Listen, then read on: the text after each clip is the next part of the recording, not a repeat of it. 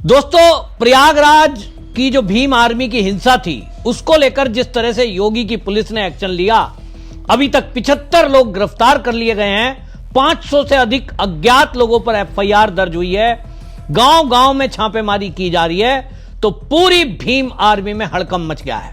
हालत यह है कि भीम आर्मी का जो आजाद समाज पार्टी है चंद्रशेखर रावण की, उसका तहसील अध्यक्ष और उपाध्यक्ष वो गिरफ्तार है और पुलिस ताबड़तोड़ छापेमारी कर रही है। उनसे जो फोन में सूचना मिली है, जो व्हाट्सएप ग्रुप बनाए हुए हैं, उसके आधार पर पुलिस लोगों को गिरफ्तार कर रही है। दूसरी तरफ चंद्रशेखर रावण ने अपनी भीम आर्मी के लोगों से पल्ला झाड़ लिया, जिसको लेकर जो भीम आर्मी से जुड़े हुए लोग हैं उनके परिवार वालों का गुस्सा फूटा है।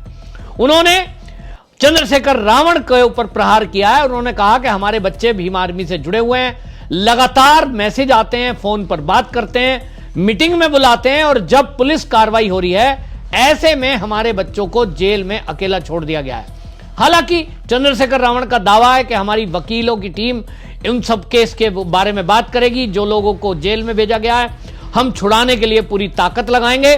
लेकिन अब जिस तरह से चंद्रशेखर रावण की भी भाषा बदली है, उससे आप एक बात समझ सकते हैं कि अभी तक वो योगी की ढिलाई का फायदा उठा रहा था। योगी जी ढील दे रहे होंगे कि चलिए धरना प्रदर्शन, एक पार्टी राजनीतिक बनाई है, दलित हैं, हिंदू ही हैं और इसलिए हल्का हाथ रखो। लेकिन इसने जो है योगी जी की इस लापरवाही या दलित प्रेम को इसने कमजोरी समझा, तो उल्टी सीधी बातें करने लगा। लेकिन अब चंद्रशेखर रावण की आप भाषा समझेंगे, सुनेंगे, तो आपको पता चलेगा, जो पहले ही दिन ये कह रहे थे कि दंगा फसाद करने वाले हमारे लोग नहीं हैं, दंगा फसाद करने वाले तो भीम आर्मी के लोग हो ही नहीं सकते, हम तो हिंसक हो ही नहीं सकते। वही चंद्रशेखर रावण अब ये कह रहे हैं कि जो उत्तर प्रदेश में अलग अलग घटनाएं दलितों के विरुद्ध हुई हैं, उसमें इसोटा गांव जो है उसकी घटना का भी जिक्र करते हुए वो कहते हैं कि उत्तर प्रदेश के सभी जिला मुख्यालयों पर भीम आर्मी के कार्यकर्ता प्रदर्शन करेंगे। चंद्रशेखर रावण भी ऐसे ही एक प्रदर्शन में पहुंचे और वहां पहुंचकर पुलिस की मौजूदगी में वो थोड़ी देर में अनुशासन का पाठ पढ़ाते हुए नजर आए। योगी की पुलिस के ये एक्शन का असर है कि वो व्यक्ति जो अभी तक योगी को धमका रहा था, पुलिस पर आरोप लगा रहा था, बड़ी बड़ी बातें कि हम लखनऊ में विधानसभा घेर लेंगे, सीएम का हाउस घेर लेंगे, वो अब कह रहे हैं कि अनुशासन में रहिए, अपने अपने घरों को चले जाइए। आजाद समाज पार्टी ने अपने एक्स अकाउंट से ये वीडियो खुद पोस्ट किया है, जिसमें आप देख सकते हैं कि 2-4 पुलिस वाले खड़े हैं और वहां 20-25 जो है भीम आर्मी के लोग खड़े हैं। ये वो हालत है कि राष्ट्रीय स्तर का नेता और प्रदर्शन करवाए बुलाए, तो आज ये असर दिखाई दे रहा है। लोगों को समझ में आ गया कि भीम आर्मी के नाम पर जो ये आर्मी बनाई है, इसमें केवल चंदा उगाना, इसमें केवल लोगों को भड़काना, और व्हाट्सएप ग्रुप में जिस तरह की बातें चलती हैं, मैं उत्तर प्रदेश की पुलिस को भी कहूंगा, योगी आदित्यनाथ को कहूंगा कि अपनी साइबर सेल को वो खास निर्देशित करें। मेरे पास पुख्ता इस बात की जानकारी है कि गांव-गांव में जो दलित बच्चे हैं, खासतौर पे युवा, उनके मोबाइल नंबर लेकर ग्रुप्स बनाए गए हैं। तहसील स्तर पर जो ग्रुप बनाए गए हैं उसमें तहसील स्तर से बाकायदा इनका आईटी सेल काम कर रहा है और उसमें कई बार फेक न्यूज डाली जाती है।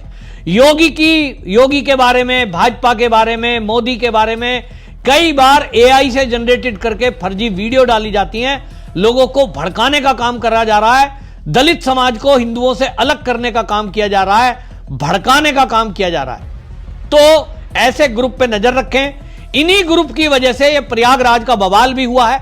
इन्हीं व्हाट्सएप ग्रुप में सूचना डाली गई थी और इसी में कहा गया था कि इसोटा गांव में जो हुआ है, इस बात को लेकर के कि साहब वहां जो है ठाकुरों ने एक दलित को जला दिया, जबकि उसी गांव का एक व्यक्ति बता रहा है कि वो व्यक्ति तो बीमार था, ई रिक्शा लेकर जाता था।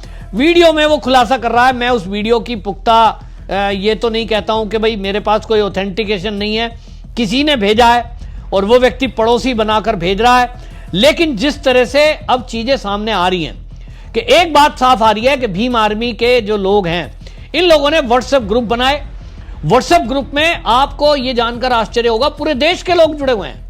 मतलब दिल्ली में जैसे कि ईस्ट दिल्ली है, ईस्ट दिल्ली का अपना एक ग्रुप बना है और उसका एक हेड है इनका भीम आर्मी का, वो बाकायदा उस ग्रुप को चलाता है और बाकायदा आईटी सेल बनाया हुआ है।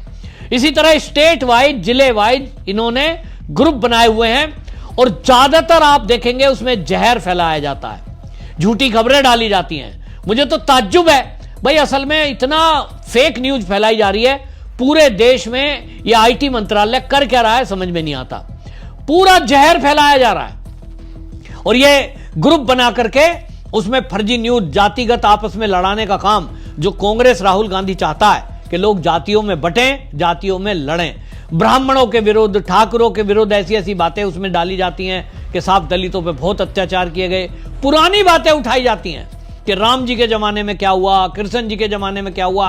अब जिन लोगों को हिस्ट्री नहीं पता वो तो यही समझेंगे। बाबा साहब को लेकर के कई ऐसी भ्रमित जानकारियां डाली जाती हैं।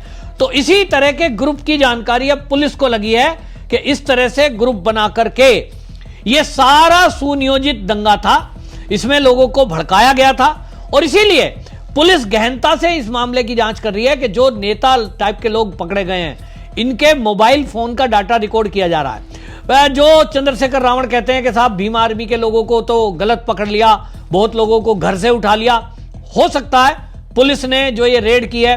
अब देखिए पुलिस के पास कोई जादू की छड़ी नहीं है कि जिन्होंने दंगा फसाद किया है उनके फोटो हैं, वीडियो हैं और वो घर बैठे जान ले कि ये आदमी कौन है और कहां रहता है। उनके पास एक तरीका है और तरीका वो इजाद कर रहा है उन्होंने यही कि जो भी भीम आर्मी के कार्यकर्ता हैं उनको गिरफ्तार किया, कार्यकर्ताओं से फोन की डिटेल ली, व्हाट्सएप ग्रुप में जितने नाम हैं तय कर दिया कि इन सबको उठा के ले आओ। फिर उनकी पहचान कराई जा रही है।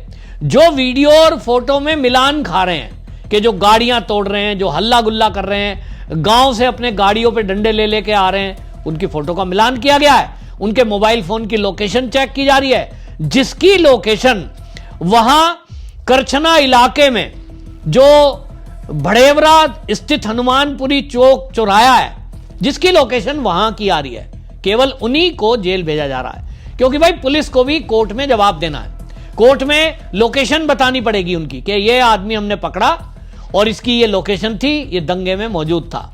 और जो निर्दोष हैं कि वो उस समय लोकेशन पर नहीं थे, पुलिस सूत्रों का कहना यह है कि उन सबको पूछताछ के बाद हम छोड़ रहे हैं, उनको छोड़ा जा रहा है। बल्कि कुछ लोग ऐसे थे जो किसी के बहकावे और उकसावे में आ गए। पुलिस सूत्र कह रहे हैं कि हमने केवल उनको कान पकड़कर माफी मंगवाई और छोड़ दिया। यानी गिरफ्तार तो बहुत किए हैं, 300-400 लोगों को गिरफ्तार अभी तक किया, पकड़कर लाए, पूछताछ की और छोड़ दिया। लेकिन जिनके बारे में पुख्ता सबूत पुलिस को मिल रहे हैं कि उन्होंने तोड़फोड़ की, उनकी फोन की लोकेशन उस जगह थी जहां दंगा फसाद हुआ, उनके फोटो और वीडियोज, सीसीटीवी फुटेज और पुलिस के पास जो वीडियो हैं, मीडिया से जो उनको मिले हैं, उसमें जिनका मिलान हो रहा है, उनके ऊपर तो एनएसए लगाकर कार्रवाई की जाएगी। ये पुलिस ने साफ कर दिया। पहले ही वहां के डीसीपी ने साफ कर दिया, यादव जी ने, कि भाई ये तो जो है एनएसए पे कार्रवाई होगी, इनकी प्रॉपर्टी तक भी जब्त होगी। क्योंकि गुंडा एक्ट में उत्तर प्रदेश में यह प्रावधान है कि जो भी संपत्ति को नुकसान हुआ है, सरकारी या प्राइवेट को, इन्हीं लोगों से वसूला जाए जिन्होंने ये प्रॉपर्टी पर नुकसान किया है। और इसलिए घर परिवार वाले घबराए हुए हैं। लेकिन चंद्रशेखर रावण वो भी घबराया हुआ है, क्योंकि देखिए सभी जिला मुख्यालय पर प्रदर्शन की बात की थी, लेकिन आज भाषा बदली हुई है। चंद्रशेखर रावण सबको संबोधित करते हुए ये कह रहे हैं, भाई अपने अपने घर जाना, अनुशासन से जाना। क्योंकि उनको समझ में आ गया, भाई उत्तर प्रदेश में तो कायदे में रहोगे तो ही फायदे में रहोगे। अनुशासन तोड़ोगे, पुलिस को धमकाओगे, रोड ब्लॉक करोगे, गाड़ियों पे हमला करोगे, तोड़फोड़ करोगे, तो ये योगी की पुलिस है। पहले बच्चा समझकर छोड़ती रही, दलित समझकर छोड़ती रही कि भाई अपने ही हैं, चलो इन पे हल्का हाथ रखो। इसका मतलब ये नहीं है कि योगी जी कोई वोट बैंक की पॉलिटिक्स के चलते आपके प्रेशर में आ जाएंगे।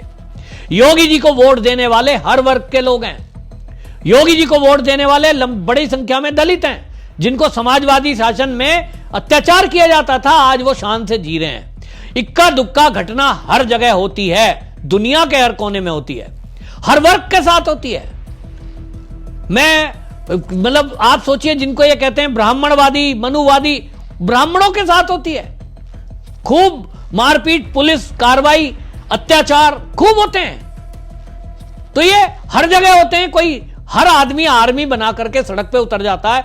मैं इसके व्यक्तिगत रूप से विरोध में हूं। चाहे वो परशुराम भी सेना बनी हो, चाहे वो राजपूत सेना बनी हो, किसी ने करणी सेना बना रखी है। भाई सेना तो भारत में एक ही है जो बॉर्डर पर देश की सुरक्षा में लगी है। देश के अंदर सेना की जरूरत नहीं है। देश के अंदर आप सामाजिक संगठन बनाइए, समाज की कुरीतियों को दूर करिए, गरीब बच्चों की पढ़ाई में मदद करिए, गरीब बच्चियों के विवाह में मदद करिए। इसके लिए आप संगठन बनाइए। आप डंडे तलवार ले लेके सड़कों पे उतरोगे, ये कानून को अपने हाथ में लेना है, जिसको योगी जी किसी को भी बख्शते नहीं है, चाहे वो किसी भी वर्ग का क्यों ना हो। तो भीम आर्मी की भाषा बदली है, आंदोलन फ्लॉप हो गया है। जिला कार्यालय पे, मुख्यालय पे इन्होंने प्रदर्शन किया, मुट्ठी भर लोग आए, सबको समझ आ गया चंद्रशेखर रावण के बहकाए में आओगे तो जेल में सड़ोगे, कोई छुड़ाने नहीं आएगा। चंद्रशेखर रावण के पास तो करोड़ों रुपया आ गया है, बढ़िया मौज लेता है, देश विदेश यात्रा करता है। बाकी लोगों को पता है कि चंद्रशेखर रावण तो भाई सांसद बन गया। ठीक उसी तरह ऐसे कई नेता हैं जो लोगों का उपयोग दुरुपयोग करके नेता बन जाते हैं, बाद में उनकी सुध नहीं लेते। तो लोगों को समझ में आ गया, इसीलिए इनका आंदोलन पूरी तरह से अब ये फ्लॉप हो गया। अब देखते हैं, चंद्रशेखर रावण कह रहे हैं कि साहब हम तो लखनऊ में घेराव करेंगे, तो मुझे नहीं लगता है कि अब कोई चंद्रशेखर रावण के झांसे में आने वाला है। आपकी इस पर क्या राय है? कमेंट में जरूर लिखें, वीडियो शेयर करिए। वंदे मातरम।